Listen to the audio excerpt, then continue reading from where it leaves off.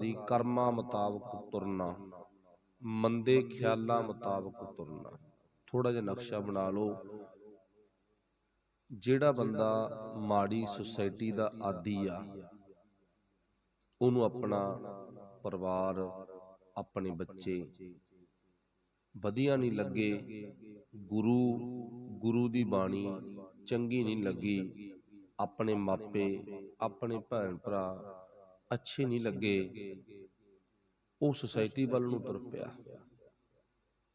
ਇਹਨੂੰ ਕੀ ਕਿਹਾ ਜਾ ਸਕਦਾ? ਉਹਨੂੰ ਜਿਵੇਂ ਬਕਾਰ ਨਚਾ ਰਹੇ ਨੇ, ਪੈਸਾ ਨਚਾ ਰਿਹਾ, ਉਵੇਂ ਨੱਚਦਾ।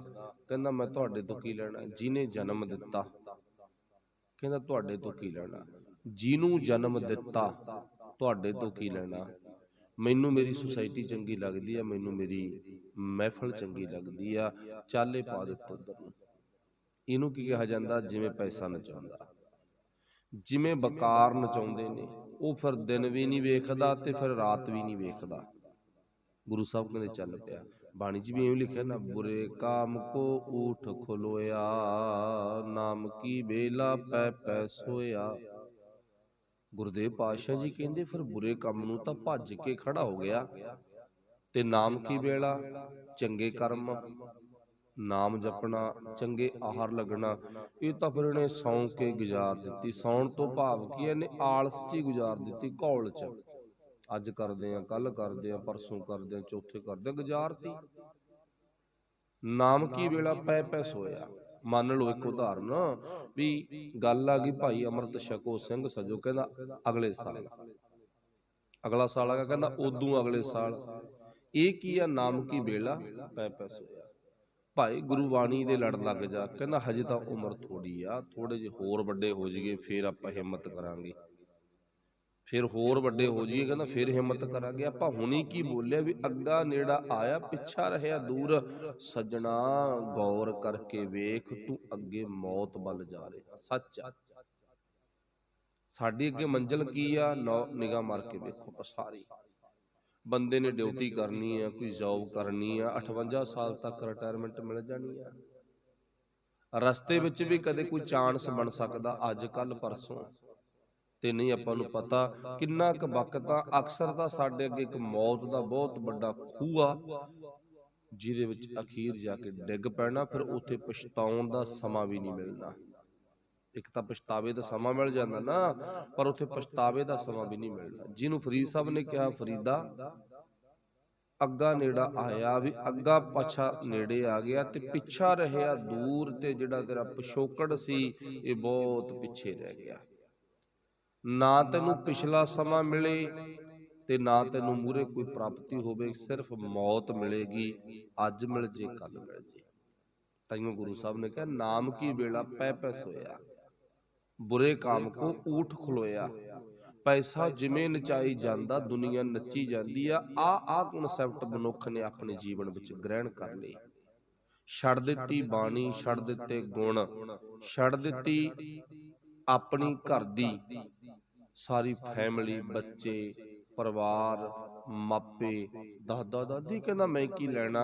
ਪਰ ਗੁਰੂ ਸਾਹਿਬ ਕਹਿੰਦੇ ਸੁਸਾਇਟੀਆਂ ਚੰਗੀਆਂ ਲੱਗਣ ਲੱਗ ਗਈਆਂ, ਤਾਈਓ ਇਹਨੂੰ ਇਹ ਭੱਜਿਆ ਫਿਰਦਾਗਾ। ਉਹੀ ਮਾੜੀ ਕੁਸੰਗਤ ਨੂੰ ਭਜਾਈ ਫਿਰਦੀ ਆ ਇਹਨੂੰ। ਇਹਦਾ ਮਨ ਜਿਹੜਾ ਨਾ, ਉਹ ਟਿਕਣ ਨਹੀਂ ਦੇ ਰਿਹਾਗਾ, ਥਾਂ ਥਾਂ ਤੇ ਧੱਕੇ ਖਾਣ ਦੇ ਲਈ ਮਜਬੂਰ ਕਰ ਰਿਹਾਗਾ, ਤੇ ਬੰਦਾ ਥਾਂ ਥਾਂ ਤੇ ਧੱਕੇ ਖਾ ਵੀ ਰਿਹਾ। ਨਿੱਕੀ ਜਿਹੀ ਪੰਗਤੀ ਚੋਂ ਗੁਰੂ ਸਾਹਿਬ ਨੇ ਸਾਨੂੰ ਕਿੰਨਾ ਗਿਆਨ ਬਖਸ਼ਦਾ। ਫਿਰ ਪੜ੍ਹੀਏ ਆਪਾਂ, ਇਹ ਮਨ ਨਾਚੈ ਸਤਿਗੁਰ ਆਗੈ। ਜੇ ਕਿਤੇ ਇਹੀ ਮਨ ਗੁਰੂ ਵਾਲੇ ਪਾਸੇ ਤੁਰ ਪਏ। ਨੱਚਣ ਤੋਂ ਭਾਵ ਕੀ ਆ? ਗੁਰੂ ਵਾਲੇ ਪਾਸੇ ਤੁਰਨਾ, ਗੁਰੂ ਆਖੇ ਲੱਗਣਾ। ਨੱਚਣ ਤੋਂ ਭਾਵ ਤਾਂ ਇਹੀ ਆ ਨਾ। ਉਹ ਇਦਾਂ ਤਾਂ ਹੈ ਨਹੀਂ ਵੀ ਆਪਾਂ ਢੋਲ ਪਾ ਕੇ ਗਲ ਦੇ ਵਿੱਚ ਲੱਤਾਂ ਬਾਹਾਂ ਮਾਰਨੀਆਂ, ਇਹਨੂੰ ਨੱਚਣਾ ਕਹਿੰਦੇ। ਨਹੀਂ, ਨਾਚ ਰੇ ਮਨ ਗੁਰ ਕੈ ਆਗੈ। ਨੱਚਣਾ, ਪਰ ਕਿਵੇਂ ਨੱਚਣਾ? ਹੁਕਮ ਮੰਨ ਕੇ। ਪਾਤਸ਼ਾਹ ਜੀ ਕਹਿੰਦੇ ਫਿਰ ਸੱਚੇ ਸਤਿਗੁਰ ਦੇ ਅੱਗੇ ਜੇ ਬੰਦਾ ਨੱਚਣ ਲੱਗ ਜਾਵੇ ਤਾਂ ਕਿੰਨੀ ਵਧੀਆ ਗੱਲ ਆ, ਕਿੰਨਾ ਵਧੀਆ ਜੀਵਨ ਆ। ਇਹ ਮਨ ਨਾਚੈ ਸਤਿਗੁਰ ਆਗੈ, ਅਨਹਦ ਸ਼ਬਦ ਧੁਨ। ਅਨਹਦ ਸ਼ਬਦ ਧੁਨ ਤੂਰ ਵਜਈਆ। ਫਿਰ ਪਾਤਸ਼ਾਹ ਜੀ ਕਹਿੰਦੇ ਤੇਰੇ ਜੀਵਨ ਚ ਨਾ ਉਹ ਵਾਹਿਗੁਰੂ ਨੇ ਐਸਾ ਤੂਰਾ, ਐਸੀ ਧੁਨ, ਐਸਾ ਸ਼ਬਦ ਪੈਦਾ ਕਰ ਦੇਣਾ ਜਿਹੜੀ 24 ਘੰਟੇ ਉਹ ਧੁਨ ਵੱਜਦੀ ਰਹੇਗੀ, ਜਿਹਨੂੰ ਕਿਹਾ ਜਾਂਦਾ ਰੋਜ਼ ਬਾਜੇ ਅਨਹਦ ਤੂਰੇ। ਅਨਹਦ ਤੂਰਾ ਤੇਰੇ ਜੀਵਨ ਚ ਵੱਜਣ ਲੱਗ ਜਾਵੇਗਾ। ਫਿਰ ਹਰ ਹਰ ਉਸਤਤ ਕਰੈ ਦਿਨ ਰਾਤੀ। ਫਿਰ ਤੂੰ ਇਹ ਕੰਮ ਕਰਨਾਗਾ, ਹਰ ਹਰ ਉਸਤਤ ਕਰੈ ਦਿਨ ਰਾਤੀ। ਗੁਰੂ ਸਾਹਿਬ ਜੀ ਕਹਿੰਦੇ ਨਾ ਤੂੰ ਰੋਜ਼ ਵਾਹਿਗੁਰੂ ਦੀ ਉਸਤਤ ਕਰਨੀ ਹੈ। ਇੱਕ ਦਿਨ ਨਹੀਂ, 2 ਦਿਨ ਨਹੀਂ, 3 ਦਿਨ ਨਹੀਂ। ਕਿਉਂਕਿ ਪ੍ਰਸ਼ਾਦਾ ਨਾ ਜਦੋਂ ਦੇ ਅਸੀਂ ਜੰਮੇ ਆ ਉਦੋਂ ਦੇ ਖਾਣ ਲੱਗੇ ਆ। ਜਿੰਨਾ ਟਾਈਮ ਸਵਾਸ ਨਹੀਂ ਪੂਰੇ ਹੁੰਦੇ ਉਹਨਾਂ ਟਾਈਮ ਖਾਂਦੇ ਰਵਾਂਗੇ।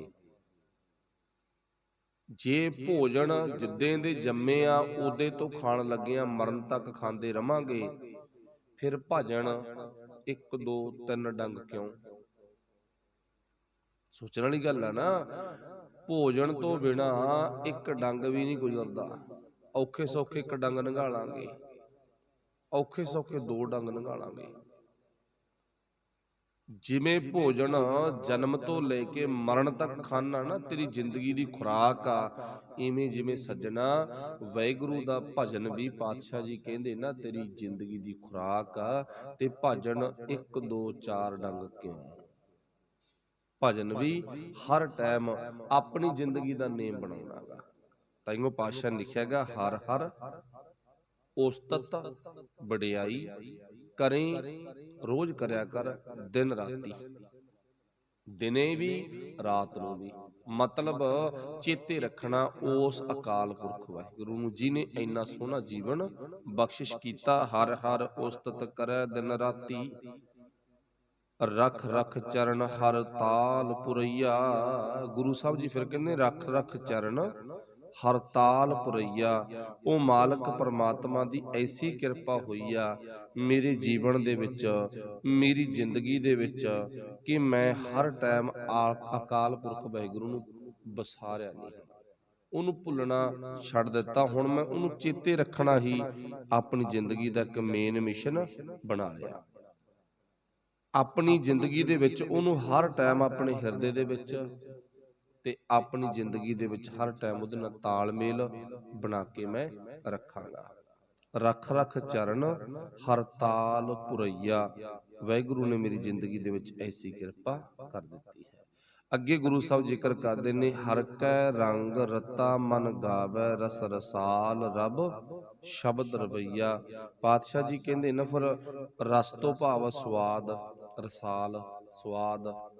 ਹੁਣ ਮੈਨੂੰ ਮਾਲਕ ਦੇ ਨਾਮ ਦਾ ਸਵਾਦ ਵੀ ਆਉਣ ਲੱਗ ਗਿਆ, ਜਾਣੀ ਕਿ ਮੇਰਾ ਜੀ ਕਰਨ ਲੱਗ ਗਿਆ ਵੀ ਮੈਂ ਸਤ ਸੰਗਤ ਕਰਾਂ, ਸੇਵਾ ਕਰਾਂ, ਬਾਣੀ ਪੜਾਂ। ਚਿੱਤ ਕਰਨ ਲੱਗ ਗਿਆ। ਰਸਾਲ ਜਾਂ ਸਵਾਦ, ਰਸ ਰਸਾਲ ਸਵਾਦ। ਫਿਰ ਪਾਤਸ਼ਾਹ ਜੀ ਕਹਿੰਦੇ ਨੇ ਪਰਮਾਤਮਾ ਦੇ ਨਾਮ ਨੂੰ ਮੈਂ ਆਪਣੀ ਜ਼ਿੰਦਗੀ 'ਚ ਚੱਖਣਾ ਸ਼ੁਰੂ ਕਰ ਦਿੱਤਾ। ਹੁਣ ਹਰ ਕੈ ਰੰਗ ਰਤਾ ਮਨ ਗਾਵੈ। ਜਦੋਂ ਮੇਰਾ ਮਨ ਮਾਲਕ ਦੇ ਰੰਗ ਵਿੱਚ ਰੰਗਿਆ ਗਿਆ, ਉਹਦੇ ਹੁਕਮ ਵਿੱਚ ਵਿੱਝ ਗਿਆ,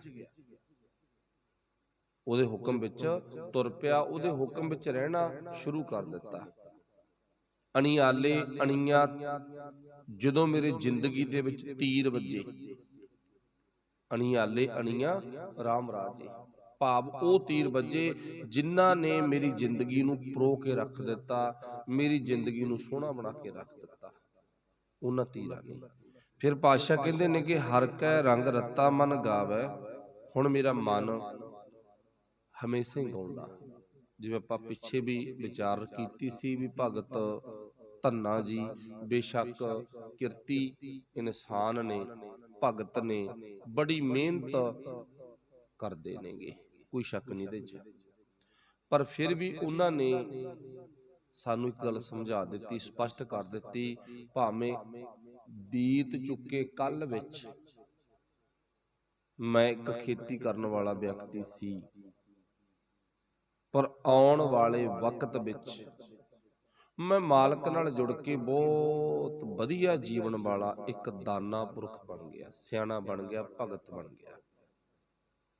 ਉਹਨਾਂ ਦੀ ਜੀਵਨੀ, ਉਹਨਾਂ ਦੀ ਜ਼ਿੰਦਗੀ ਸਾਨੂੰ ਇਹ ਸਮਝਾਉਂਦੀ ਆ, ਸੱਚਮੁੱਚ ਮੈਂ ਭਾਈ ਭਗਤ ਬਣ ਗਿਆ। ਫਿਰ ਹੁਣ ਹੋਇਆ ਕੀ ਹੈਗਾ, ਕਿਉਂਕਿ ਮੇਰਾ ਮਨ ਗਾਉਣ ਲੱਗ ਗਿਆ, ਇਹ ਵਿਦ ਸੁਣ ਕੇ ਜਾਟਰੋ ਉੱਠ ਭਗਤੀ ਲਾਗਾ, ਮਿਲੇ ਪ੍ਰਤੱਖ ਗੁਸਈਆਂ ਧੰਨਾ ਬੜਭਾਗਾ। ਜਾਣੀ ਕਿ ਮੈਂ ਨਾ ਮੇਰੇ ਭਰਾਵਾਂ ਨੂੰ ਵੇਖ ਲਿਆ, ਉਹਨਾਂ ਦੀ ਸੰਗਤ ਕਰ ਲਈ, ਉਹਨਾਂ ਦੇ ਨਾਲ ਮਿਲ ਪਿਆ, ਉਹਨਾਂ ਨੇ ਮੈਨੂੰ ਤਰੀਕਾ ਦੱਸ ਦਿੱਤਾ, ਉਹਨਾਂ ਤੋਂ ਤਰੀਕਾ ਲੈ ਕੇ ਮੇਰਾ ਮਨ 24 ਘੰਟੇ ਪਰਮਾਤਮਾ ਨਾਲ ਜੁੜਨ ਲੱਗ ਗਿਆ। ਫਿਰ ਮੈਂ ਖੇਤੀ ਕਰਦਾ ਵੀ, ਪਸ਼ੂ ਸਾਂਭਦਾ ਵੀ, ਅਲੱਗ ਅਲੱਗ ਜੋ ਮੇਰੀ ਜ਼ਿੰਦਗੀ ਦੇ ਕਰਮ ਨੇ, ਸਾਰੇ ਕਰਮ ਕਰਦਾ ਹੋਇਆ ਹੁਣ ਮੈਂ ਪਰਮਾਤਮਾ ਨੂੰ ਵਿਸਾਰਿਆ ਨਹੀਂ। ਇਹਨੂੰ ਕਿਹਾ ਜਾਂਦਾ, ਮਨ ਪਰਮਾਤਮਾ ਦੇ ਹੁਕਮ ਵਿੱਚ ਰੰਗਿਆ ਗਿਆ। ਉਹ ਪਰਮਾਤਮਾ ਦੇ ਨਾਮ ਰੂਪੀ ਤੀਰ ਕਲੇਜੇ ਵਿੱਚ ਵੱਜ ਗਏ। ਕਬੀਰ ਚੋਟ ਸੁਹੇਲੀ ਸੇਲ ਕੀ ਲਾਗਤ ਲੈ ਉਸਾਸ, ਚੋਟ ਸਹਾਰਾ ਸ਼ਬਦ ਕੀ ਤਾਸ, ਗੁਰੂ ਮੈਂ ਦਾਸ। ਇਦਾਂ ਹੀ ਗੱਲ ਕੀਤੀ ਨਾ, ਮੇਰੇ ਜੀਵਨ ਵਿੱਚ ਹੁਣ ਵਾਹਿਗੁਰੂ ਨੇ ਨਾ ਚੋਟ ਮਾਰੀ ਸ਼ਬਦ ਦੀ, ਤੇ ਸ਼ਬਦ ਦੀ ਜਿਹੜੀ ਚੋਟ ਆ ਇਹ ਬਹੁਤ ਤਕੜੀ ਚੋਟ ਆ, ਜਿਹਨੂੰ ਆਪਾਂ ਇਉਂ ਕਹਿ ਦਿੰਦੇ ਆ ਸਾਡੇ ਲਈ ਭਲੇ ਦੀ ਚੋਟ ਆ। ਜਿਵੇਂ ਆਪਾਂ ਆਮ ਹੀ ਕਹਿ ਦਿੰਦੇ ਆ ਵੀ ਟੀਚਰ ਦੇ ਥੱਪੜ ਭਾਈ ਭਲਾਈ ਕਰਦੇ ਹੁੰਦੇ ਨੇ, ਮਾਪਿਆਂ ਦੀਆਂ ਝਿੜਕਾਂ ਭਲਾਈ ਕਰਦੀਆਂ ਹੁੰਦੀਆਂ ਨੇ। ਭੁਲੇਖਾ ਹੁੰਦਾ ਸਾਨੂੰ ਵੀ ਮਾਪੇ ਝਿੜਕਦੇ ਨੇ ਸਾਨੂੰ ਬੁਰੇ ਲੱਗਦੇ ਨੇ, ਟੀਚਰ ਝਿੜਕਦੇ ਨੇ ਬੁਰੇ ਲੱਗਦੇ ਨੇ, ਪਰ ਜੇ ਆਪਾਂ ਵੇਖੀਏ ਤਾਂ ਮਾਪਿਆਂ ਦੀਆਂ ਟੀਚਰਾਂ ਦੀਆਂ ਝਿੜਕਾਂ ਸਾਡੀ ਜ਼ਿੰਦਗੀ ਬਦਲ ਦਿੰਦੀਆਂ। ਗੁਰੂ ਦੇ ਸ਼ਬਦ ਭਾਵੇਂ ਸਾਨੂੰ ਇੱਕ ਵਾਰੀ ਸੁਣਨੇ ਔਖੇ ਆ, ਘਰ ਦੇ ਵਿੱਚ ਜਾਂ ਗੁਰਦੁਆਰਾ ਸਾਹਿਬ ਵਿੱਚ ਕਿਤੇ ਵੀ ਆਪਾਂ ਗੁਰੂ ਦੇ ਬਚਨ ਸੁਣਦੇ ਆ ਨਾ, ਤਿੱਖੇ ਬਚਨ, ਇਉਂ ਜੇ ਮਹਿਸੂਸ ਹੁੰਦਾ ਵੀ ਤਾਂ ਸਾਡੇ ਤੇ ਢੁੱਕ ਗਏ, ਇਹ ਤਾਂ ਗੱਲ ਮੇਰੇ ਤੇ ਆ ਗਈ ਨਾ। ਪਰ ਚੇਤਾ ਰੱਖਿਓ, ਗੁਰੂ ਦੇ ਬਚਨ ਸਾਨੂੰ ਨਾ ਬਦਲ ਕੇ ਰੱਖ ਦਿੰਦੇ ਆ। ਇਹ ਤਾਕਤ ਆ ਮਾਲਕ ਦੇ ਬਚਨਾਂ, ਜੇ ਆਪਾਂ ਗੌਰ ਦੇ ਨਾਲ, ਜੇ ਆਪਾਂ ਧਿਆਨ ਦੇ ਨਾਲ ਸੁਣ ਲਈਏ। ਫਿਰ ਪਾਤਸ਼ਾਹ ਜੀ ਕਹਿੰਦੇ ਨੇ, ਹਰ ਕੈ ਰੰਗ ਰਤਾ ਮਨ ਗਾਵੈ, ਰਸ ਰਸਾਲ ਰਸ ਸ਼ਬਦ ਰਵਈਆ। ਮੈਨੂੰ ਹੁਣ ਸ਼ਬਦ ਦਾ ਰਸ ਆਉਣ ਲੱਗ ਗਿਆ, ਮੇਰਾ ਰਵਈਆ ਵਧੀਆ ਬਣ ਗਿਆ, ਮੇਰਾ ਵਿਵਹਾਰ, ਮੇਰਾ ਵਰਤਾਓ ਮੇਰੇ ਭੈਣ ਭਰਾਵਾਂ ਦੇ ਨਾਲ ਸੋਹਣਾ ਬਣ ਗਿਆ। ਤੇ ਚੇਤਾ ਰੱਖਿਓ, ਸਿੱਖ ਦੀਆਂ ਕੁਝ ਵਾਰੀ ਤੌਰ ਤੇ ਨਿਸ਼ਾਨੀਆਂ ਨੇ, ਗੁਰੂ ਸਾਹਿਬ ਨੇ ਉਹਨਾਂ ਨੂੰ ਵੀ ਮਾਨਤਾ ਦਿੱਤੀ ਆ, ਤੇ ਕੁਝ ਆਪਾਂ ਨੂੰ ਪਤਾ ਸਾਡੀ ਜ਼ਿੰਦਗੀ ਦੇ ਕਰਮ ਹੁੰਦੇ ਨੇ, ਜਿਹਨੂੰ ਆਪਾਂ ਕਰਨੀ ਵੀ ਕਹਿ ਦਿੰਦੇ ਆ। ਨੰਬਰ 1 ਤੇ ਤਾਂ ਸਾਡੀ ਦੇਖਾ ਜਿਹੜੀ ਉਹ ਗੁਰੂ ਵਾਲੀ ਹੋਣੀ ਚਾਹੀਦੀ ਆ, ਜਿਹੜੀ ਇੱਥੇ ਮਾਲਕ ਨੇ ਗੱਲ ਕਹੀ ਆ, ਗੁਰੂ ਰਾਮਦਾਸ ਮਹਾਰਾਜ ਨੇ ਕਹੀ ਆ ਨਾ, ਅਸੀਂ ਸੱਚਮੁੱਚ ਜਿਹੋ ਜਿਹਾ ਸਾਨੂੰ ਪਰਮੇਸ਼ਰ ਪਰਮਾਤਮਾ ਨੇ ਆ ਸਰੀਰ ਦਿੱਤਾ, ਇਹਨੂੰ ਉਹੋ ਜਿਹਾ ਰੱਖਣਾ। ਸਾਬਤ ਸੂਰਤ ਦਸਤਾਰ ਸਿਰਾ ਕਿਹਾ ਜਾਂਦਾ ਨਾ, ਇਸ ਧਰਤੀ ਮੈਂ ਤੇਰੀ ਸਕਦਾਰੀ। ਜੋ ਸਾਨੂੰ ਉਹ ਮਾਲਕ ਨੇ ਜੀਵਨ ਦਿੱਤਾ ਉਹਦੇ ਮੁਤਾਬਕ ਹੋਵੇ।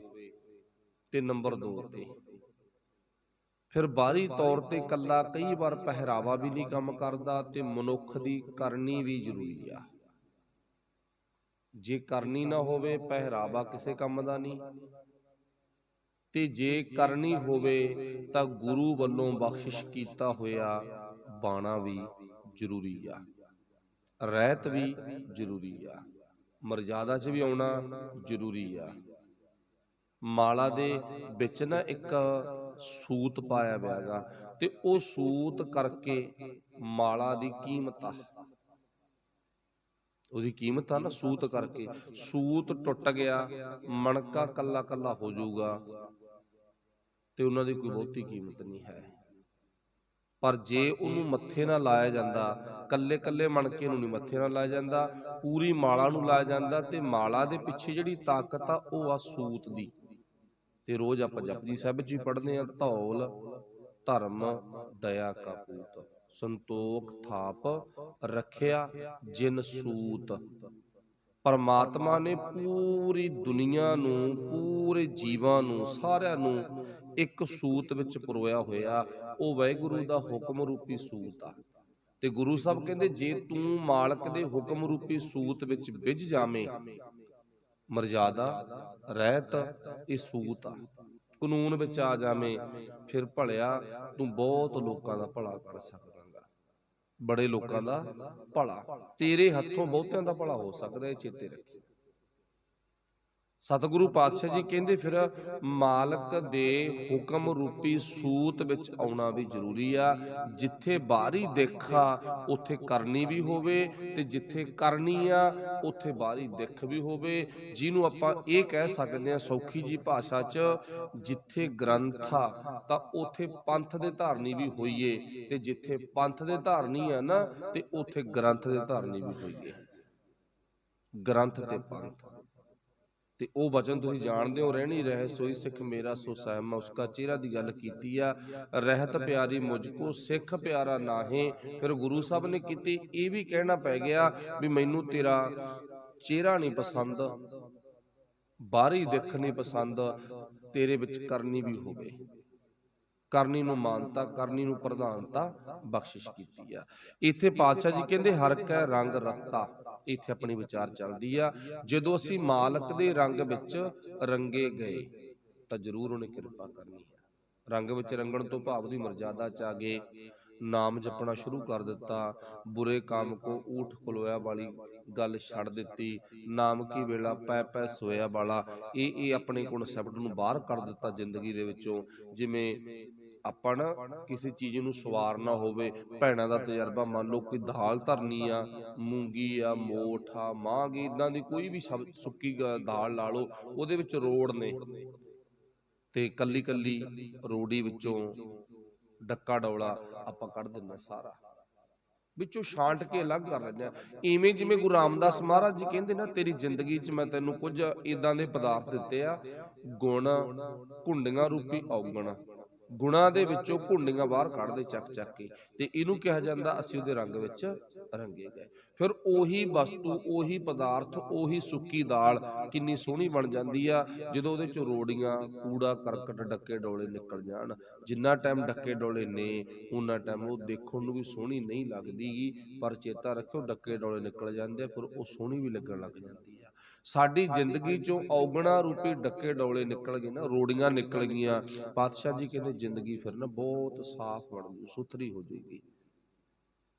ਫਿਰ ਉਹ ਮਾਲਕ ਦੇ ਤੂੰ ਰੰਗ ਵਿੱਚ ਰੰਗਿਆ ਹੋਇਆ ਮੰਨਿਆ ਜਾ ਸਕਦਾ ਹੈ। ਕੱਲ ਵੀ ਹੁਕਮਨਾਮਾ ਪਰਸੋਂ ਵੀ ਆਇਆ ਸੀ ਨਾ, ਮਾਲਕ ਨੇ ਕਿਰਪਾ ਕੀਤੀ ਸੀ, ਜਾ ਕੋ ਹਰ ਰੰਗ ਲਾਗੋ ਇਸ ਯੁੱਗ ਮੈਂ, ਸੋ ਕਹੀਅਤ ਹੈ ਸੂਰਾ ਆਤਮ ਜਿਨੈ ਸਗਲ ਵਸਤਾਂ ਕੈ, ਜਾਂ ਕਾ ਸਤਿਗੁਰ ਪੂਰਾ। ਪਾਤਸ਼ਾਹ ਜੀ ਕਹਿੰਦੇ ਉਹਨਾਂ ਨੂੰ ਫਿਰ ਭਾਈ ਮਾਲਕ ਦੇ ਨਾਮ ਦਾ ਰੰਗ ਚੜ ਜਾਂਦਾ ਹੈ। ਹਰ ਕੈ ਰੰਗ ਰੱਤਾ ਮਨ ਗਾਵੇ, ਰਸ ਰਸਾਲ ਰਸ ਸ਼ਬਦ ਰਵਈਆ, ਮੇਰਾ ਰਵਈਆ ਵੀ ਵਧੀਆ, ਵਰਤਾਓ ਵੀ ਵਧੀਆ, ਮੇਰਾ ਵਿਵਹਾਰ ਵੀ ਵਧੀਆ, ਮੇਰੀ ਕਰਨੀ ਵੀ ਵਧੀਆ। ਫਿਰ ਅਸੀਂ ਕੀ ਬਣ ਗਏ, ਤੁਰਦੇ ਫਿਰਦੇ ਗੁਰਦੁਆਰਾ ਸਾਹਿਬ। ਇੱਕ ਗੁਰਦੁਆਰਾ ਸਾਹਿਬ ਤਾਂ ਉਹ ਆ ਨਾ ਜੋ ਇੱਕ ਜਗ੍ਹਾ ਤੇ ਬਣਾਇਆ ਹੋਇਆ, ਪੱਥਰ ਲੱਗਿਆ, ਇੱਟਾਂ ਦਾ ਮਕਾਨ ਬਣਿਆ ਹੋਇਆ ਹੈਗਾ, ਤੇ ਉਸ ਮਕਾਨ ਦੇ ਵਿੱਚ ਗੁਰੂ ਦਾ ਪ੍ਰਕਾਸ਼ ਹੈ, ਗੁਰੂ ਦੀ ਮਰਜ਼ਾਦਾ ਗਈ, ਗੁਰੂ ਦਾ ਲੰਗਰ ਆ, ਸ਼ਬਦ ਦਾ, ਗੁਰਬਾਣੀ ਦਾ, ਭੋਜਨ ਦਾ, ਭਜਨ ਦਾ, ਤੇ ਉਹ ਕੀ ਹੈ ਗੁਰਦੁਆਰਾ ਸਾਹਿਬ। ਤੇ ਇਵੇਂ ਜਿਵੇਂ ਗੁਰੂ ਸਾਹਿਬ ਕਹਿੰਦੇ ਤੇਰਾ ਸਰੀਰ ਤੁਰਦਾ ਫਿਰਦਾ ਫਿਰ ਭਾਈ ਗੁਰਦੁਆਰਾ ਸਾਹਿਬ ਬਣ ਜਾਵੇਗਾ। ਨਿਜ ਘਰ ਧਾਰ ਚੂਐ ਅਤ ਨਿਰਮਲ, ਜਿਨ ਪੀਆ ਤਿਨ ਹੀ ਸੁਖ ਲਹੀਆ। ਜਿਨ੍ਹਾਂ ਨੇ ਫਿਰ ਵਾਹਿਗੁਰੂ ਦਾ ਨਾਮ, ਬਾਣੀ ਨੂੰ ਆਪਣੀ ਜ਼ਿੰਦਗੀ 'ਚ ਪੀ ਲਿਆ। ਹੁਣ ਮੰਨ ਲਓ ਆਪਾਂ ਸ਼ਬਦ ਪਹਿਲਾਂ ਕੀ ਪੜ੍ਹਿਆ ਸੀਗਾ, ਬੁਰੇ ਕਾਮ ਕੋ ਊਠ ਖਲੋਇਆ, ਨਾਮ ਕੀ ਵੇਲਾ ਪੈ ਪੈ ਸੋਇਆ। ਵੀ ਬੁਰੇ ਕੰਮਾਂ ਨੂੰ ਬੰਦਾ ਭੱਜ ਭੱਜ ਕੇ ਕਰਦਾ ਤੇ ਪਰਮੇਸ਼ਰ ਨੂੰ ਯਾਦ ਕਰਨ ਵਾਲੀ ਰੀਤ ਵਾਲੇ ਪਾਸੇ ਘੋਲ ਕਰ ਜਾਂਦਾ। ਦੇਖੋ ਅਰਥ ਦੇ ਅੱਖਰੀ ਕੀ ਬਣ ਗਏ, ਬੁਰੇ ਕਾਮ ਕੋ ਊਠ ਖਲੋਇਆ, ਉੱਠ ਕੇ ਭੱਜ ਲਿਆ ਮਾੜੇ ਕੰਮਾਂ ਵਾਸਤੇ। ਮਾੜੇ ਕੰਮਾਂ ਵਾਸਤੇ ਸ਼ੇਰ ਆ। ਪਾਤਸ਼ਾਹ ਦੀ ਬਾਣੀ 'ਚ ਹੋਰ ਵੀ ਲਿਖਿਆ, ਪਾਤਸ਼ਾਹ ਜੀ ਕਹਿੰਦੇ ਨਾ ਮਨੁੱਖ ਦਾ ਜਿਹੜਾ ਸੁਭਾਅ ਆ ਇਹ ਇਦਾਂ ਦਾ ਗਾ, ਚੰਗਿਆਈ ਆਲਕ ਕਰੈ, ਇਹ ਚੰਗੇ ਕੰਮ ਲਈ ਤਾਂ ਕਰਦਾ ਆਲਸ, ਆਲਕ ਤੋਂ ਭਾਵ ਆਲਸ, ਚੰਗਿਆਈ ਆਲਕ ਕਰੈ, ਬੁਰਿਆਈ ਹੋਏ ਛੇਰ। ਗੁਰੂ ਪੰਜਵੇਂ ਪਾਤਸ਼ਾਹ ਕਹਿੰਦੇ ਨਾ ਇਹ ਚੰਗੇ ਕੰਮਾਂ ਵਾਸਤੇ ਤਾਂ ਕਰਦਾ ਆਲਸ, ਢਿੱਲ, ते बुरे कम्मां लई छेर आ। चंगियाई आलक करे, बुरियाई होए शेर। इत्थे लिखा बुरे काम को उठ खलोया, नाम की वेला पै पै सोया। फिर पातशाह जी कहते भाई ये नहीं अपनी जिंदगी च लेके आउणा, तू सचमुच गुणां वाले पासे तुर ते औगण वाले पासे तो खत्म हो जा, उधरों अपने आप नूं रोक लै। फिर पातशाह जी कहते तेरी जिंदगी दे विच ना तू सुख प्राप्त कर सकदा। इत्थे लिखिया सी निज घर हा धार, चूए अत निर्मल, जिन पीया तिन ही। जिन्हां ने पीता तिन ही उन्हां ने सुख लहिया, उन्हां ने सुख प्राप्त कर लिया। सुख तो भाव सकून, अंदर दी शांति, टका, सहज, बिल्कुल आरामदायक जिंदगी बस, जिहदे विच कोई किसी तरह दा झंबेला सानू तंग नहीं कर रहा गा। ते एक ਉਹ ਜ਼ਿੰਦਗੀ ਹੁੰਦੀ ਆ ਜਿਹਦੇ ਵਿੱਚ ਬਾਹਰੀ ਤੌਰ ਤੇ ਸਹੂਲਤਾਂ ਬਹੁਤ ਨੇ ਪਰ ਸਕੂਨ ਹੈ ਨਹੀਂਗਾ।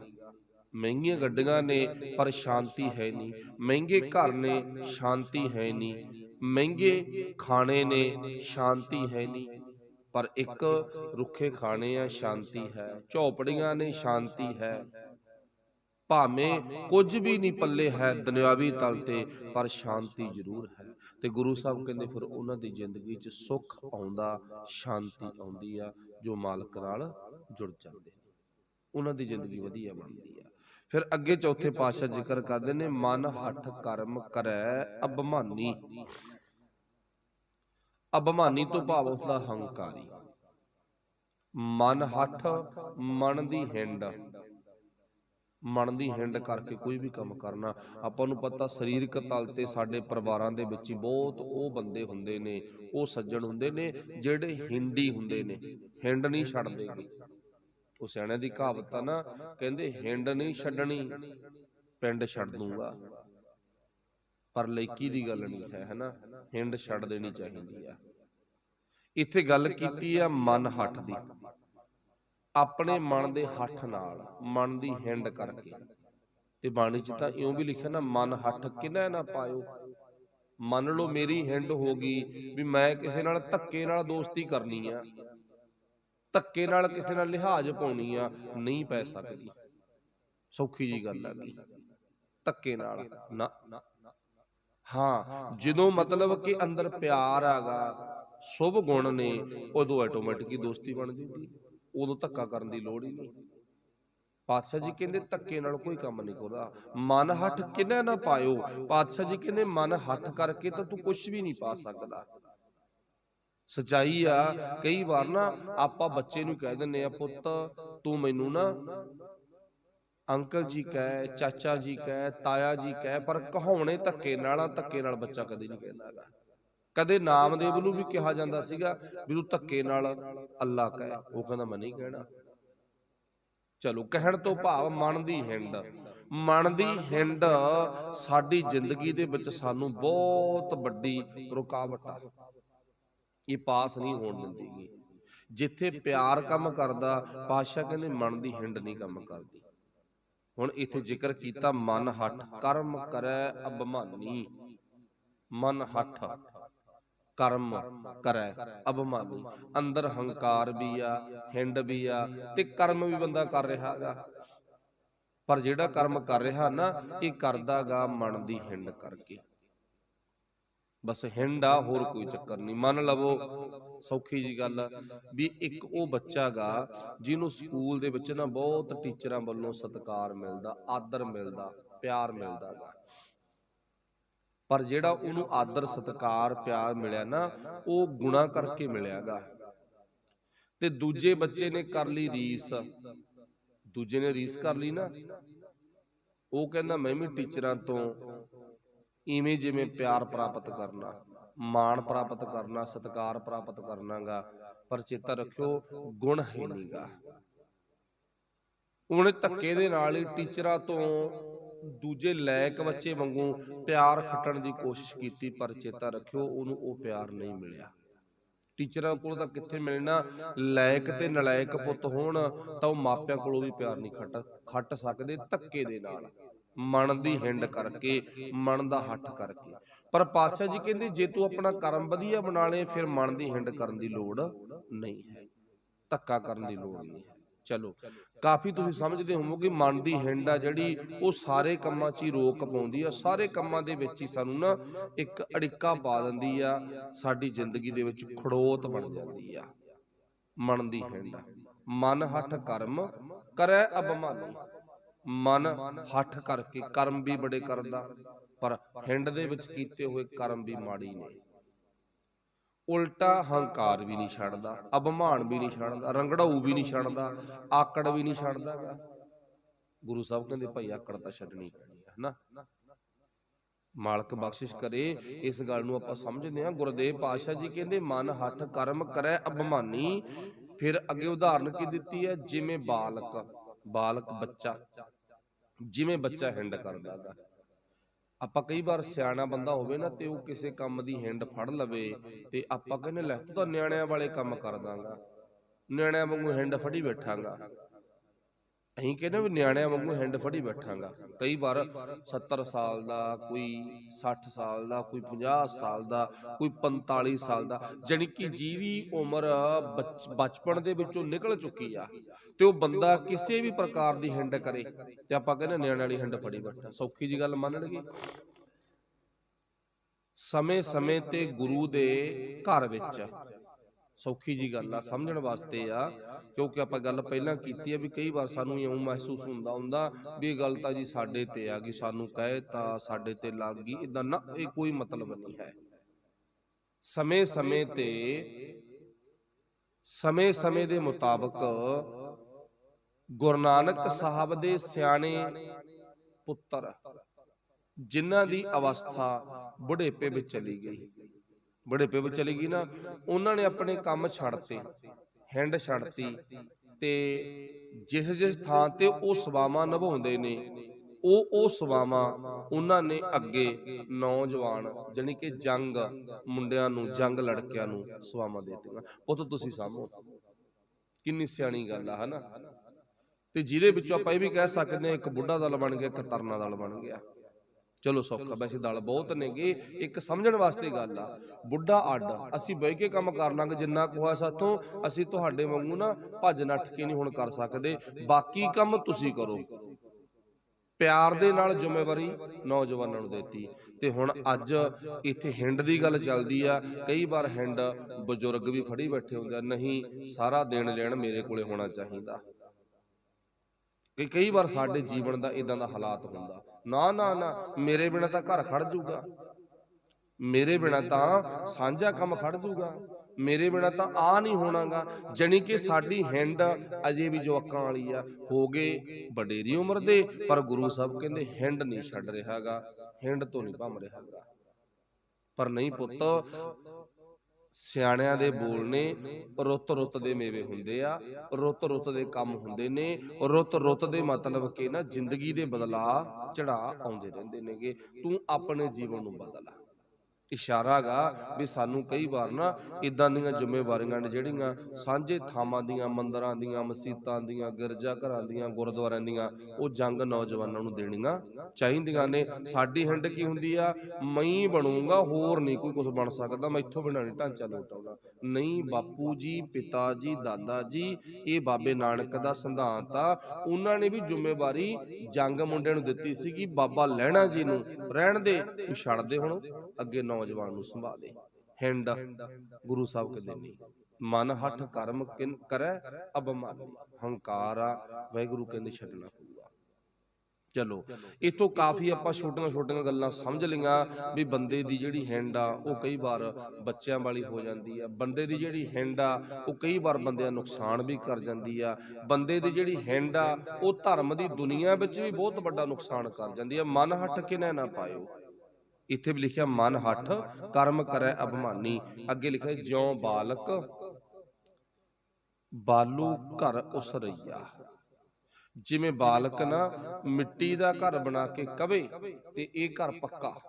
ਹੁਣ ਹਿੰਡ ਫੜ ਲਈ ਨਾ, ਕਹਿੰਦਾ ਇਹ ਘਰ ਪੱਕਾ, ਮੰਮੀ ਕਹਿੰਦੀ ਨਹੀਂ ਪੁੱਤ ਇਹ ਤਾਂ ਕੱਚਾ ਘਰ ਆ, ਇਹ ਤਾਂ ਮਿੱਟੀ ਦੀ ਕੰਧ ਆ, ਰੇਤੇ ਦੀ ਕੰਧ ਆ, ਹਵਾ ਆਈ, ਹਵਾ ਨਾਲ ਪਾਣੀ ਵਿੱਚੋਂ ਸੁੱਕ ਜੂਗਾ, ਇਹ ਕੱਕਾ ਰੇਤਾ ਨਹੀਂ ਟਿਕ ਸਕਦਾ, ਇਹ ਕੰਧ ਤੇਰੀ ਡਿੱਗ ਪੂ। ਨਿਆਣਾ ਕਹਿੰਦਾ ਨਹੀਂ ਇਹ ਪੱਕਾ ਘਰ ਆ। ਹਿੰਡ ਇਉਂ ਆ, फिर अगे गुरु साहब कहते ने, आवे लहर समुंद सागर की, खिन मैं भिन भिन टह पईया। जदों साडी जिंदगी च औगणा दी लहर आऊगी ਤਾਂ ਉਹ ਬਹੁਤ ਕੁਝ ਸਾਡਾ ਰੁੜ ਕੇ ਲੈ ਜਾਂਦੀ ਆ। ਆਵੇ ਲਹਿਰ ਸਮੁੰਦ ਸਾਗਰ ਕੀ, ਤੇ ਸਮੁੰਦਰ ਦੇ ਵਿੱਚੋਂ ਲਹਿਰ ਆਵੇ ਤੇ ਲਹਿਰ ਜਿੰਨੀ ਤੇਜ਼ ਆਉਂਦੀ ਆ, ਜਿੰਨੀ ਵੱਡੀ ਹੁੰਦੀ ਆ, ਉਨੇ ਹੀ ਨੁਕਸਾਨ ਜ਼ਿਆਦਾ ਕਰਦੀ ਆ। ਸਾਡੇ ਵਿੱਚ ਔਗਣਾਂ ਦੀਆਂ ਲਹਿਰਾਂ ਚੱਲਦੀਆਂ ਨੇ, ਜੇ ਤਾਂ ਛੋਟੀਆਂ ਨੇ ਤਾਂ ਸਰ ਜਾਂਦਾ, ਡੰਗ ਲੈ ਜਾਂਦਾ, ਤੇ ਜੇ ਲਹਿਰ ਵੱਡੀ ਹੋਵੇ ਤੇ ਫਿਰ ਨੁਕਸਾਨ ਬਹੁਤ ਹੋ ਜਾਂਦਾ। ਫਿਰ ਪਾਸ਼ਾ ਕਹਿੰਦੇ ਨੇ, ਖਿੰਨ ਖਿੰਨ ਭਾਵ ਜਿੰਨਾ ਤੇਰੇ ਕੋਲੇ ਸਮਾਂ ਸੀ, ਥੋੜਾ ਸੀ ਬਹੁਤਾ ਸੀ, ਭਿੰਨ ਭਿੰਨ ਸਭ ਕੁਝ ਢਹਿ ਪਈਆ, ਸਭ ਕੁਝ ਉਹਨੇ ਫਨਾਹ ਕਰ ਦਿੱਤਾ ਇੱਕ ਪ੍ਰਮਾਤਮਾ ਤੋਂ ਟੁੱਟਣ ਕਰਕੇ। ਜੇ ਮਾਲਕ ਨਾਲ ਜੁੜੇ ਹੁੰਦੇ ਸ਼ਾਇਦ ਫਿਰ ਅਸੀਂ ਲਹਿਰ ਤੋਂ ਬਚਾਅ ਕਰ ਸਕਦੇ ਸੀ ਆਪਣੇ ਆਪ ਦਾ। ਸੌਖਾ ਮੰਨ ਲਓ ਜੇ ਸਾਡੇ ਕੋਲੇ ਸਮੁੰਦਰੀ ਜਹਾਜ਼ ਹੁੰਦਾ ਤਾਂ ਸ਼ਾਇਦ ਅਸੀਂ ਲਹਿਰ ਤੋਂ ਬਚ ਸਕਦੇ ਸੀ। ਹੁਣ ਲਹਿਰਾਂ ਤਾਂ ਸਮੁੰਦਰ ਵਿੱਚ ਚੱਲਦੀਆਂ ਹੀ ਆ ਨਾ, ਆਮ ਹੀ ਚੱਲਦੀਆਂ ਨੇ, ਪਰ ਜਿਹੜੇ ਸਮੁੰਦਰੀ ਜਹਾਜ਼ ਆ ਉਹ ਲਹਿਰਾਂ ਦਾ ਟਕਰਾਅ ਕਰਦੇ ਨੇ, ਲਹਿਰਾਂ ਦੇ ਨਾਲ ਭਿੜਦੇ ਨੇ, ਉਹ ਲਹਿਰਾਂ ਦੇ ਨਾਲ ਮੱਥਾ ਲਾਉਂਦੇ ਨੇ, ਲਹਿਰਾਂ ਦੇ ਨਾਲ ਟਾਕਰਾ ਕਰਦੇ ਨੇ, ਪਰ ਲਹਿਰਾਂ ਨੂੰ ਚੀਰ ਕੇ ਅੱਗੇ ਲੰਘ ਜਾਂਦੇ ਨੇ। ਲਹਿਰ ਪਿੱਛੇ ਲੰਘੀ, ਜਹਾਜ਼ ਚੀਰ ਕੇ ਅੱਗੇ ਲੰਘ ਗਿਆ। ਤੇ ਜੇ ਜਹਾਜ਼ ਦਾ ਸਹਾਰਾ ਨਾ ਹੋਵੇ ਤੇ ਫਿਰ ਕੀ ਆ, ਉਹ ਲਹਿਰ ਦੀ ਲਪੇਟ ਵਿੱਚ ਬਹੁਤ ਕੁਝ ਆ ਜਾਂਦਾ। ਇਵੇਂ ਜਿਵੇਂ ਦੁਨੀਆ ਦੇ ਵਿੱਚ ਵਕਾਰਾਂ ਦੀ, ਗੰਦੇ ਕੰਮਾਂ ਦੀ, ਬੁਰੇ ਕੰਮ ਕੋ ਊਠ ਖਲੋਇਆ ਵਾਲੀ ਲਹਿਰ ਹੈ ਜਿਹੜੀ, ਉਹ ਵੱਡੇ ਪੱਧਰ ਤੇ ਚੱਲਦੀ ਆ। ਨਸ਼ੇ ਦੀ ਲਹਿਰ ਬਹੁਤ ਆ, ਮਾੜੇ ਕੰਮਾਂ ਦੀ ਲਹਿਰ, ਨੰਗੇਜਵਾਦ ਦੀ ਲਹਿਰ, ਗੰਦੇ ਗੀਤਾਂ ਦੀ ਲਹਿਰ ਬਹੁਤ ਵੱਡੀ ਆ। ਚੱਲਣ ਦੋ, ਕੋਈ ਗੱਲ ਨਹੀਂ, ਤਾਂ ਕੀ ਹੁੰਦਾਗਾ। ਗੁਰੂ ਸਾਹਿਬ ਜੀ ਕਹਿੰਦੇ ਲਹਿਰ ਨੇ ਆਉਣੀ, ਸਮੁੰਦਰ ਆ ਤਾਂ ਲਹਿਰ ਆਊਗੀ, ਦੁਨੀਆ ਤਾਂ ਇੱਥੇ ਨਸ਼ਿਆਂ ਦੀ ਲਹਿਰ ਆਊ, ਇੱਥੇ ਵਕਾਰਾਂ ਦੀ ਲਹਿਰ ਆਊ, ਇੱਥੇ ਗੰਦੇ ਕੰਮਾਂ ਦੀ ਲਹਿਰ ਆਊਗੀ। ਜੇ ਦੁਨੀਆ ਸਾਗਰ ਆ ਨਾ, ਤੇ ਪਾਤਸ਼ਾਹ ਜੀ ਕਹਿੰਦੇ ਜੇ ਲਹਿਰ ਆਉਂਦੀ ਆ ਨਾ ਤਾਂ ਫਿਰ ਕੀ ਆ, ਤੂੰ ਸਮੁੰਦਰੀ ਜਹਾਜ਼ ਦੇ ਨਾਲ ਨਾਤਾ ਜੋੜ ਲਾ ਆਪਣਾ। ਉਹ ਸਮੁੰਦਰੀ ਜਹਾਜ਼ ਕੌਣ ਆ? ਗੁਰੂ ਗ੍ਰੰਥ ਸਾਹਿਬ ਜੀ। ਤੇ ਜਦੋਂ ਗੁਰੂ ਗ੍ਰੰਥ ਸਾਹਿਬ ਨਾਲ ਨਾਤਾ ਜੁੜ ਗਿਆ ਨਾ, ਫਿਰ ਲਹਿਰਾਂ ਜਿੰਨੀਆਂ ਮਰਜ਼ੀ ਆਈ ਜਾਣ ਤੇ ਤੂੰ ਕਦੇ ਵੀ ਘਬਰਾਵੇਂਗਾ ਨਹੀਂ, ਤੇ ਤੂੰ ਸਗੋਂ ਉਲਟਾ ਉਹਨਾਂ ਦੇ ਨਾਲ ਮੁਕਾਬਲਾ ਕਰੇਗਾ, ਟਕਰਾਅ ਕਰੇਗਾ। ਅਸਲ ਦੇ ਵਿੱਚ ਬੰਦਾ ਹੀ ਉਹ ਆ ਜਿਹੜਾ ਆਪਣੀ ਜ਼ਿੰਦਗੀ ਦੇ ਵਿੱਚ ਸੰਘਰਸ਼ ਕਰੇ, ਤੇ ਜਿਹਨੇ ਆਪਣੀ ਜ਼ਿੰਦਗੀ 'ਚ ਸੰਘਰਸ਼ ਨਹੀਂ ਕੀਤਾ ਤੇ ਪਾਤਸ਼ਾਹ ਜੀ ਕਹਿੰਦੇ ਉਹ ਬੰਦਾ ਥੋੜੀ ਹੈਗਾ। ਤੇ ਜਿਹਨੂੰ ਆਪਾਂ ਗੁਰੂ ਪਾਤਸ਼ਾਹ ਦੇ ਇਤਿਹਾਸਕ ਬਚਨਾਂ ਰਾਹੀਂ ਜਾਂ ਰਹਿਤਨਾਮੇ ਨੰਦ ਲਾਲ ਦੇ ਬਚਨਾਂ ਰਾਹੀਂ ਇਉਂ ਵੀ ਪੜ੍ਹਦੇ ਆ ਨਾ, ਖਾਲਸਾ ਸੋਏ ਜੋ ਕਰੈ ਨਿਤ ਜੰਗ। ਉਹ ਅਸਲ ਖਾਲਸਾ ਗਾ ਜਿਹੜਾ ਨਿਤ ਜੰਗ ਕਰਦਾ, ਜਿਹੜਾ ਰੋਜ਼ ਦਿਹਾੜੀ ਜੰਗ ਕਰਦਾ ਗਾ। ਜੰਗ ਮੀਨਜ਼ ਲਹਿਰਾਂ ਨਾਲ ਟਕਰਾਉਂਦਾ। ਕਦੇ ਕਾਮ ਦੀ ਲਹਿਰ ਆ ਗਈ, ਉਹ ਉਲਝਿਆ ਨਹੀਂ, ਡਰਿਆ ਨਹੀਂ ਗਾ। ਕਦੇ ਕ੍ਰੋਧ ਦੀ ਲਹਿਰ ਆ ਗਈ, ਫਿਰ ਵੀ ਟਕਰਾ ਗਿਆ, ਨਾਲ ਲੰਘ ਗਿਆ, ਪਾਰ ਕਰ ਗਿਆ। ਕਦੇ ਲੋਭ ਦੀ, ਕਦੇ ਮੋਹ ਦੀ, ਕਦੇ ਹੰਕਾਰ ਦੀ। ਕਦੇ ਨਸ਼ਿਆਂ ਦੀ ਲਹਿਰ ਆ ਗਈ, ਕਦੇ ਲੱਚਰਤਾ ਦੀ ਲਹਿਰ ਆ ਗਈ, ਕਦੇ ਨੰਗੇਜਵਾਦ ਦੀ ਲਹਿਰ ਆ ਗਈ। ਉਹ ਕਹਿੰਦਾ ਮੈਨੂੰ ਮਤਲਬ ਹੀ ਕੋਈ ਨਹੀਂ, ਮੈਨੂੰ ਨਹੀਂ ਡਰ ਲੱਗਦਾ ਗਾ। ਵਾਹਿਗੁਰੂ ਭਲਾ ਕਰੇ। ਫਿਰ ਸਮੁੰਦਰੀ ਜਹਾਜ਼ ਗੁਰੂ ਗ੍ਰੰਥ ਸਾਹਿਬ ਆ, ਇਹਦੇ ਵਿੱਚ ਆਪਾਂ ਸਵਾਰ ਹੋਈਏ। ਰੋਜ਼ ਆਪਾਂ ਦੋਹਰੇ ਵਿੱਚ ਵੀ ਪੜ੍ਹਦੇ ਹਾਂ, ਵਾਹਿਗੁਰੂ ਨਾਮ ਜਹਾਜ਼ ਹੈ, ਚੜ੍ਹੇ ਸੋ ਉਤਰੇ ਪਾਰ। ਇਹ ਫਿਰ ਵਾਹਿਗੁਰੂ ਦੇ ਨਾਮ ਵਿੱਚ ਬੜੀ ਵੱਡੀ ਤਾਕਤ ਆ, ਗੁਰੂ ਦੀ ਬਾਣੀ ਵਿੱਚ ਬਹੁਤ ਵੱਡੀ ਤਾਕਤ ਆ। ਕਹਿੰਦੇ ਨਾ ਇੱਕ ਕੋਈ ਅਫਸਰ ਵੀਰ ਸੀਗਾ ਤੇ ਗੁਰੂ ਦੀ ਸੰਗਤ ਵਿੱਚ ਚਲਾ ਗਿਆ, ਤੇ ਜਿਹੜੀ ਇਹਨੂੰ ਬਿਮਾਰੀ ਸੀ, ਇਹ ਬਿਮਾਰੀ ਤਕਰੀਬਨ ਕਿਸੇ ਬਿਰਲੀ ਰੂਹ ਨੂੰ ਛੱਡ ਦੋ ਆਪਾਂ, ਤੇ ਨਹੀਂ ਸਭ ਨੂੰ ਹੁੰਦੀ ਆ। ਤੁਹਾਡਾ ਵੀ ਰੋਜ਼ ਦਾ ਨਵੇਂ ਤੋਂ ਨਵੇਂ ਵੀਰਾਂ ਨਾਲ, ਭੈਣਾਂ ਨਾਲ, ਪਰਿਵਾਰਾਂ ਦੇ ਨਾਲ ਵਾਹ ਪੈਂਦਾ, ਸਾਡਾ ਵੀ ਵਾਹ ਪੈਂਦਾ, ਆਪਾਂ ਨੂੰ ਪਤਾ। ਹੁਣ ਉਹਨੂੰ ਬਿਮਾਰੀ ਕੀ ਸੀ ਇਹ ਦੇਖਣਾ ਆਪਾਂ, ਬਿਮਾਰੀ ਕੀ ਸੀ। ਬਿਮਾਰੀ ਇਹ ਸੀ, ਕਹਿੰਦਾ ਮੈਂ ਆ ਅਫਸਰ। ਚੰਗੀ ਗੱਲ ਆ, ਵਧੀਆ ਗੱਲ ਆ, ਹਨਾ, ਮਾੜੀ ਗੱਲ ਨਹੀਂ ਹੈ। ਪਰ ਜਿਹੜੀ ਸੰਗਤ ਵਿੱਚ ਜਾ ਕੇ ਬਿਮਾਰੀ ਆ, ਬਿਮਾਰੀ ਆ ਸੀ, ਕਹਿੰਦਾ ਮੇਰਾ ਇੱਥੇ ਸਪੈਸ਼ਲ ਮਾਣ ਸਨਮਾਨ ਕੀਤਾ ਜਾਵੇ। ਮਾਣ ਸਨਮਾਨ ਤੋਂ ਭਾਵ ਮੇਰੀ ਸਪੈਸ਼ਲ ਗੱਲ ਹੋਵੇ ਵੀ ਇਹ ਤਾਂ ਬਾਹਲਾ ਚੰਗਾ, ਇਹਦੇ ਵਰਗਾ ਤਾਂ ਹੈ ਹੀ ਕੋਈ ਨਹੀਂ, ਇਹ ਤਾਂ ਬੜਾ ਭਲਾ ਮਾਨਸਾ।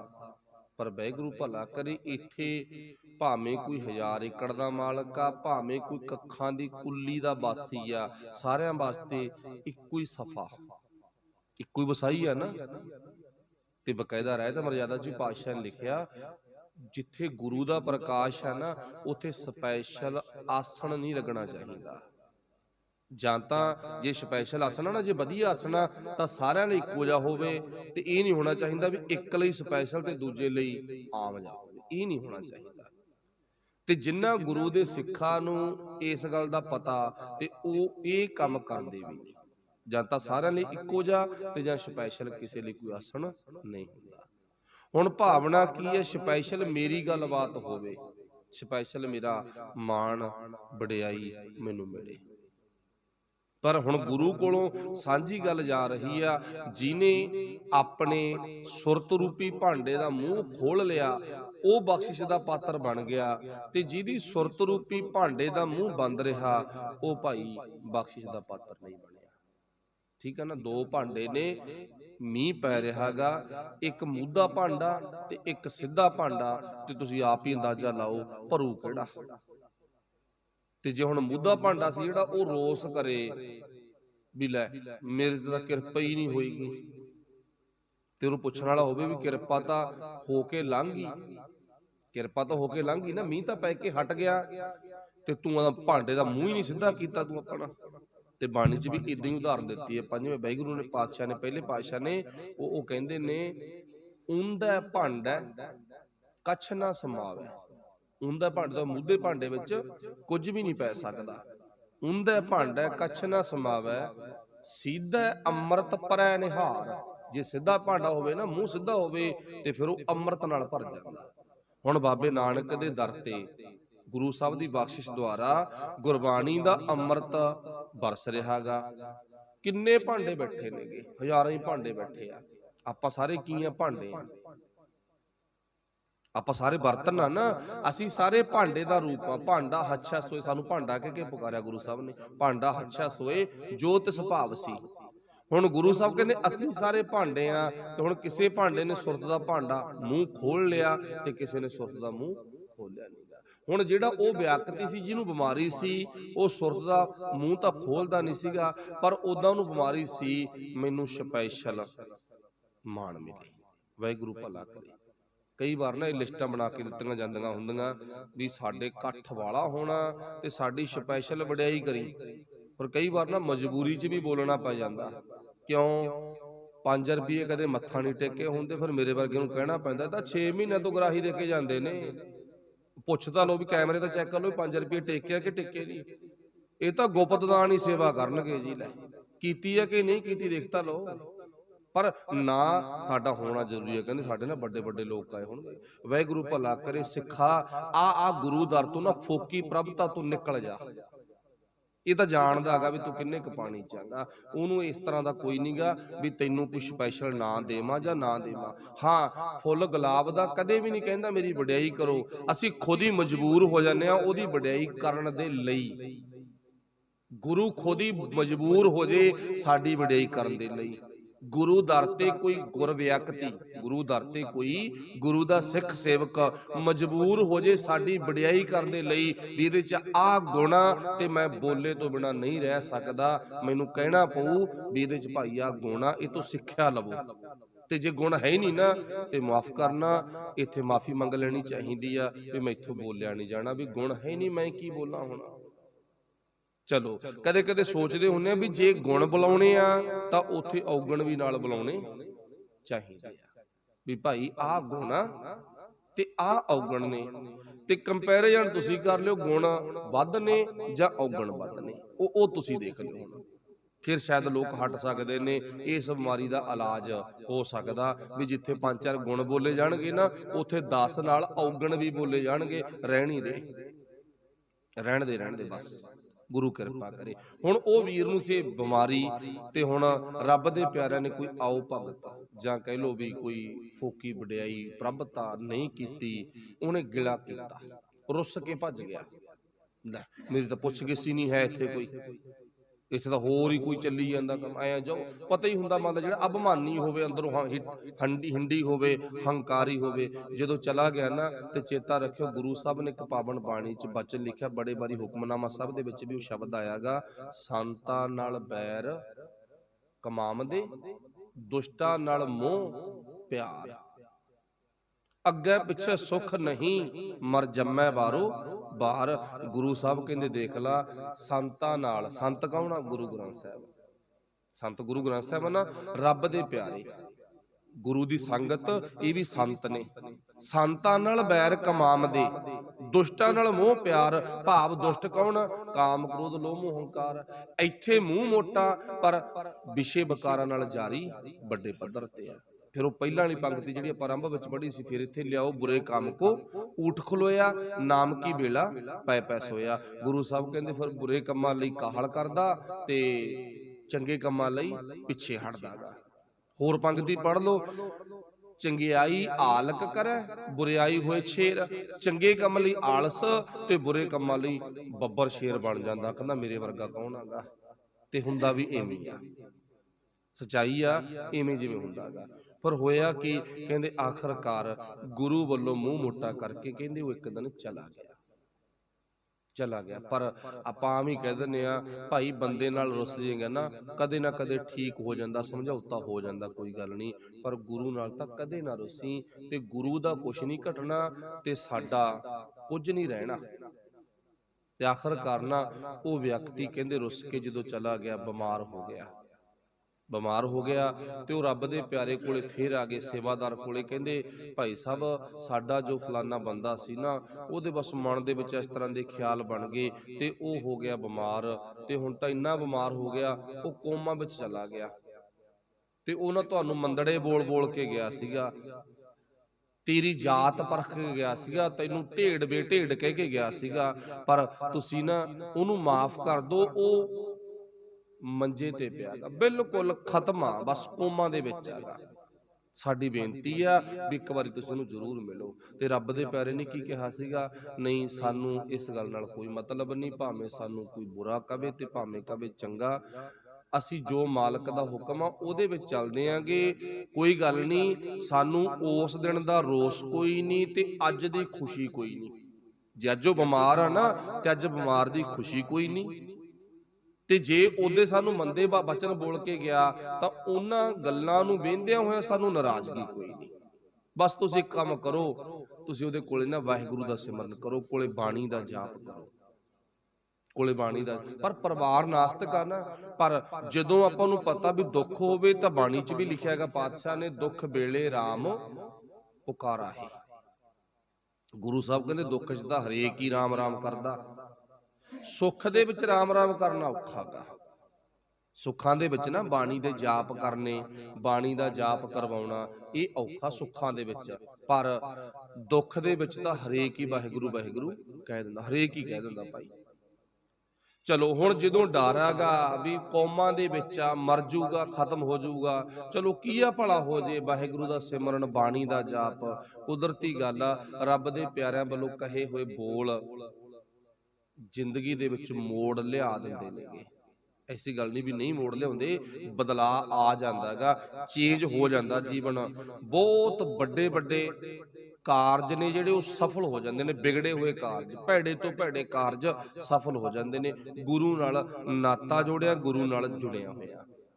ਕਹਿੰਦੇ ਕੁਦਰਤੀ ਇੱਕ ਐਸੀ ਖੇਡ ਵਾਪਰੀ, ਐਸਾ ਭਾਣਾ ਵਾਪਰਿਆ, ਕਹਿੰਦੇ ਉਹ ਵਿਅਕਤੀ ਨਾ ਸੱਚਮੁੱਚ ਬਾਣੀ ਸੁਣਦਾ ਜਾਂ ਬਾਣੀ ਦਾ ਕੋਲੇ ਜਾਪ ਚੱਲ ਰਿਹਾਗਾ ਤਾਂ ਬੇਹੋਸ਼ੀ ਦੀ ਹਾਲਤ ਵਿੱਚੋਂ ਹੋਸ਼ ਵਿੱਚ ਆ ਗਿਆ, ਬੇਹੋਸ਼ੀ ਦੀ ਹਾਲਤ ਵਿੱਚੋਂ ਹੋਸ਼ ਵਿੱਚ ਆ ਗਿਆ। ਤੇ ਜਦੋਂ ਹੋਸ਼ ਵਿੱਚ ਆਇਆ ਨਾ ਤੇ ਉਹ ਭੱਜੇ ਆਏ ਰੱਬ ਦੇ ਪਿਆਰੇ ਕੋਲੇ ਤੇ ਆ ਕੇ ਗੱਲ ਕਰਦੇ ਨੇ, ਕਹਿੰਦੇ ਸਾਡਾ ਜਿਹੜਾ ਬੰਦਾ ਕੋਮਾ ਵਿੱਚ ਸੀ ਨਾ ਤੇ ਉਹ ਠੀਕ ਹੋ ਗਿਆ, ਥੋੜਾ ਜਿਹਾ ਉਹ ਬੋਲ ਪਿਆ। ਕਹਿੰਦਾ ਬਸ ਹੁਣ ਗੁਰਬਾਣੀ ਦਾ ਪੱਲਾ ਨਾ ਛੱਡਿਓ, ਜੇ ਗੁਰਬਾਣੀ ਦਾ ਪੱਲਾ ਪਕੜਨ ਦੇ ਨਾਲ, ਗੁਰੂ ਦਾ ਸਿਮਰਨ ਕਰਨ ਦੇ ਨਾਲ ਉਹ ਕੋਮਾਂ ਦੇ ਹਾਲਾਤਾਂ ਵਿੱਚੋਂ ਬਾਹਰ ਨਿਕਲ ਸਕਦਾ ਗਾ ਤਾਂ ਗੁਰੂ ਉਹਨੂੰ, ਰੱਬ ਉਹਨੂੰ ਜ਼ਿੰਦਗੀ ਜ਼ਰੂਰ ਬਖਸ਼ੂਗਾ। ਤੇ ਉਹਦੇ ਕੋਲੇ ਬਾਣੀ ਦਾ ਜਾਪ ਹੋਰ ਕਰੋ, ਜਿਹੜੀ ਕਿ ਕਹਿਣ ਤੋਂ ਭਾਵ ਬਾਣੀ ਦਾ ਸਿਮਰਨ ਹੋਰ ਕਰੋ। ਤੇ ਕਹਿੰਦੇ ਬਾਣੀ ਹੋਰ ਪੜ੍ਹੀ, ਹੋਰ ਸਿਮਰਨ ਕੀਤਾ, ਹੌਲੀ ਹੌਲੀ ਕਹਿੰਦੇ ਕੋਮਾਂ ਵਿੱਚੋਂ ਨਿਕਲ ਕੇ ਠੀਕ ਹੋ ਗਿਆ। ਤੇ ਫਿਰ ਬੜਾ ਲੰਮਾ ਟਾਈਮ ਇਸ ਵੀਰ ਨੇ ਆਪਣੀ ਜ਼ਿੰਦਗੀ ਜਿਉਈ ਤੇ ਅੱਗੇ ਤੋਂ ਇਹ ਪ੍ਰਣ ਕੀਤਾ, ਮੈਂ ਤੇ ਜਾਂ ਮੇਰਾ ਪਰਿਵਾਰ ਕਦੇ ਵੀ ਅਸੀਂ ਸੰਤਾਂ ਦੇ ਨਾਲ ਜਾਣੀ ਕਿ ਗੁਰੂ ਦੇ ਨਾਲ ਮੂੰਹ ਮੋਟਾ ਨਹੀਂ ਕਰਾਂਗੇ। ਚਲੋ ਮਾਫ ਕਰਨਾ, ਗੱਲ ਜ਼ਰੂਰ ਚੇਤੇ ਰੱਖਿਓ, ਇਹ ਸਾਨੂੰ ਸਿੱਖਿਆ ਦੇਣ ਦੇ ਲਈ ਇੱਕ ਹੱਡ ਬੀਤੀ ਕਹਾਣੀ ਆ। ਪਰ ਇਹ ਨਹੀਂ ਮੰਨਣਾ ਇੱਥੇ ਵੀ ਜੇ ਗੁਰੂ ਨਾਲ ਅਸੀਂ ਮੂੰਹ ਮੋਟਾ ਕੀਤਾ ਤੇ ਗੁਰੂ ਸਾਨੂੰ ਸਰਾਪ ਦੇਊਗਾ, ਗੁਰੂ ਸਾਡੇ ਤੇ ਕਿਸੇ ਗੱਲੋਂ ਨਾਰਾਜ਼ ਹੋਊਗਾ। ਪਰ ਇਹ ਕਈ ਵਾਰ ਭਾਣਾ ਵਾਪਰ ਜਾਂਦਾ ਗਾ, ਕਈ ਵਾਰ ਨਾ ਭਾਣਾ ਵਾਪਰ ਜਾਂਦਾ ਗਾ, ਪਰ ਉਹ ਭਾਣੇ ਤੋਂ ਬਚਣਾ ਆਪਾਂ, ਗੁਰੂ ਦਾ ਹੁਕਮ ਵਾਪਰ ਜਾਂਦਾ। ਪਰ ਗੁਰੂ ਦਿਲੋਂ ਕਦੇ ਕਿਸੇ ਨੂੰ ਦੁੱਖ ਨਹੀਂ ਦਿੰਦਾ। ਗੁਰੂ ਨੂੰ ਤਾਂ ਕੋਈ ਵੀ ਨਹੀਂ ਕਹਿੰਦਾ ਵੀ ਦੁੱਖ ਦਾਤਾ ਇਹ, ਗੁਰੂ ਨੂੰ ਤਾਂ ਸਾਰੀ ਆਪਾਂ ਕੀ ਕਹਿੰਦੇ ਆਂਗੇ, ਸੁੱਖ ਦਾਤਾ ਗਾ। ਇਸ ਕਰਕੇ ਗੁਰੂ ਦੁੱਖ ਦਾਤਾ ਨਹੀਂ, ਗੁਰੂ ਸੁੱਖ ਦਾਤਾ। ਗੁਰੂ ਜਦੋਂ ਵੀ ਬਖਸ਼ਦਾ ਮਨੁੱਖ ਨੂੰ ਸੁੱਖ ਹੀ ਬਖਸ਼ਦਾ। ਪਰ ਕਈ ਵਾਰ ਬੰਦਾ ਆਪਣੇ ਕਰਮਾਂ ਕਰਕੇ ਦੁਖੀ ਹੋ ਜਾਂਦਾ ਗਾ, ਤੇ ਆਪਾਂ ਐਸੇ ਕਰਮ ਨਾ ਕਰੀਏ ਜਿਨ੍ਹਾਂ ਕਰਕੇ ਦੁਖੀ ਹੋਈਏ। ਬੁਰੇ ਕਾਮ ਕੋ ਊਠ ਖਲੋਇਆ, ਨਾਮ ਕੀ ਬੇਲਾ ਪੈ ਪੈ ਸੋਇਆ, ਬੁਰੇ ਕਰਮ ਨਾ ਕਰੀਏ। ਸਤਿਗੁਰੂ ਸਾਹਿਬ ਭਲਾ ਜ਼ਰੂਰ ਕਰਨਗੇ। ਪਰ ਲਾਸਟ ਵਾਲੀ ਤੁਕ ਦੇ ਵਿੱਚ ਪਾਤਸ਼ਾਹ ਨੇ ਜ਼ਿਕਰ ਕੀਤਾ, ਹਰ ਸਾਗਰ ਹਰ ਹੈ ਆਪੇ, ਇਹ ਜਗ ਹੈ ਸਭ ਖੇਲ ਖਲਈਆ। ਉਹ ਸਾਗਰ ਵੀ ਆਪ ਹੀ ਆ, ਸਾਗਰ ਵਿੱਚ ਲਹਿਰ ਵੀ ਆਪ ਆ, ਤੇ ਸਾਗਰ ਵਿੱਚ ਜਹਾਜ਼ ਵੀ ਉਹ ਆਪ ਆ। ਹੁਣ ਕਾਮ ਕ੍ਰੋਧ ਲੋਭ ਮੋਹ ਹੰਕਾਰ ਲਹਿਰ ਆ ਨਾ, ਵਿਸ਼ੇ ਵਿਕਾਰਾਂ ਦਾ ਇਹ ਸਾਗਰ ਆਗਾ। ਵਿਸ਼ੇ ਵਿਕਾਰ ਕਿਹਨੇ ਪੈਦਾ ਕੀਤੇ? ਮੰਨ ਲਓ ਜਿਹਨੇ ਫੁੱਲ ਪੈਦਾ ਕੀਤਾ, ਕੰਡੇ ਵੀ ਉਸੇ ਨੇ ਪੈਦਾ ਕੀਤੇ ਨੇ, ਪਰ ਕੰਡਿਆਂ ਤੋਂ ਬਚਣਾ ਸਾਡਾ ਹੱਕ ਆ, ਸਾਡਾ ਫਰਜ਼ ਹੈਗਾ। ਫਿਰ ਲਾਸਟ ਵਿੱਚ ਪਾਤਸ਼ਾਹ ਜੀ ਕਹਿੰਦੇ ਨੇ, ਜਿਉਂ ਜਲ ਤਰੰਗ ਜਲ ਜਲੈ ਸਮਾਵੈ। ਜਿਵੇਂ ਤਰੰਗਾਂ ਲਹਿਰਾਂ ਉੱਠੀਆਂ ਸੀਗੀਆਂ ਪਾਣੀ ਦੇ ਵਿੱਚੋਂ, ਹੁਣ ਟਿੱਬਿਆਂ ਤੇ ਤਾਂ ਲਹਿਰਾਂ ਨਹੀਂ ਉੱਠਦੀਆਂ। ਮਾਰੂਥਲ ਇਲਾਕੇ 'ਚ ਟਿੱਬਿਆਂ ਤੇ ਕੱਕੇ ਰੇਤੇ ਤੇ ਜਿਵੇਂ ਸਮੁੰਦਰ 'ਚ ਲਹਿਰਾਂ ਉੱਠਦੀਆਂ ਨਾ ਪਾਣੀ ਦੀਆਂ, ਉੱਥੇ ਨਹੀਂ ਉੱਠਦੀਆਂ। ਪਰ ਲਹਿਰ ਉੱਠਦੀ ਵੀ ਪਾਣੀ 'ਚੋਂ ਆ ਤੇ ਸਮਾਉਂਦੀ ਵੀ ਪਾਣੀ 'ਚ ਹੀ ਆ। ਕਾਮ ਕ੍ਰੋਧ ਲੋਭ ਮੋਹ ਹੰਕਾਰ ਉੱਠਣਗੇ ਵੀ ਇਸੇ ਸਰੀਰ 'ਚੋਂ ਹੀ ਨਾ, ਤੇ ਸਮਾਉਣਗੇ ਵੀ ਇਸੇ ਸਰੀਰ 'ਚ ਹੀ। ਗੁਰੂ ਸਾਹਿਬ ਕਹਿੰਦੇ ਘਬਰਾਉਣਾ ਨਹੀਂ, ਬਸ ਇੱਕ ਕੰਮ ਕਰਨਾ, ਤੂੰ ਜਾਰੀ ਆਪਣੀ ਜਹਾਜ਼ ਨਾਲ ਪਾਲਾ, ਸਮੁੰਦਰੀ ਜਹਾਜ਼ ਦੇ ਨਾਲ ਆਪਣਾ ਨਾਤਾ ਜੋੜਦਾ। ਉਹ ਸਮੁੰਦਰੀ ਜਹਾਜ਼ ਗੁਰੂ ਗ੍ਰੰਥ ਸਾਹਿਬ, ਨਾ ਕੋਈ ਮੜੀ ਆ, ਨਾ ਮਸਾਨ ਆ, ਨਾ ਕੋਈ ਕਬਰ ਆ, ਨਾ ਕੋਈ ਫੋਟੋ ਆ, ਨਾ ਕੋਈ ਹੋਰ ਕਰਮ ਕਾਂਡ ਆ। ਇਹ ਨਹੀਂ, ਬਸ ਸਮੁੰਦਰੀ ਜਹਾਜ਼ ਗੁਰੂ ਗ੍ਰੰਥ ਸਾਹਿਬ ਹੈ। ਉਹਦਾ ਪੱਲਾ ਪਕੜ ਲੈ, ਜ਼ਿੰਦਗੀ ਵਿੱਚ ਸਫਲਤਾ ਜ਼ਰੂਰ ਮਿਲੇਗੀ। ਫਿਰ ਆਪੇ ਹੀ ਰਮਈਆ, ਉਹ ਆਪ ਹੀ ਤੈਨੂੰ ਆਪਣੇ ਵਿੱਚ ਇੱਕਮਿਕ ਕਰ ਲਵੇਗਾ। ਭੁੱਲਾਂ ਦੀ ਖਿਮਾ। ਸਭ ਦਾ ਧੰਨਵਾਦ। ਵਾਹਿਗੁਰੂ ਜੀ ਕਾ ਖਾਲਸਾ, ਵਾਹਿਗੁਰੂ ਜੀ ਕੀ ਫਤਿਹ। ਰਾਮ ਕਲੀ ਮਹੱਲਾ ਤੀਜਾ, ਆਨੰਦ ਏਕ ਓੰਕਾਰ।